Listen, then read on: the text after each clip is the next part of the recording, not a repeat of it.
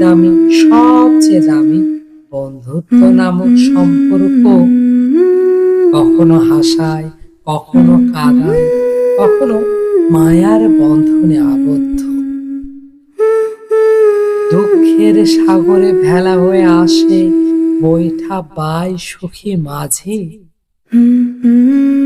কষ্টে থাকলে মন ভালো করে, বলে কষ্ট কিসের, আমি তো পাশে আছি।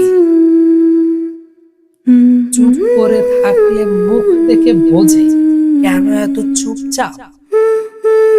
কষ্টগুলোকে শুষে নিয়ে উষ্ণ করে উত্তাপ। যে সফলতায় খুশি হবে, তার ব্যর্থতায় পাশে থাকবে, তাকে হয়তো বন্ধু বলে। এ কথাটি স্বর্ণমঙ্গল বলে। বাকি কথা হলো, ধর্ম বর্ণ নির্বিশেষে, ছোট বড় ভেদাভেদ ভুলে মাঝারে যেজন আসে, সেজনই তো বন্ধু হয়ে থাকে, সব সময় আসে। বন্ধু হলো ভালো লাগার কারণ, মন খারাপকে করে বারণ। কোনো কারণ ছাড়াই ঝগড়া হয়, করে ফেলে আড়ি। রাত পোহালে সে আবার ছুট আসে বন্ধুর বাড়ি।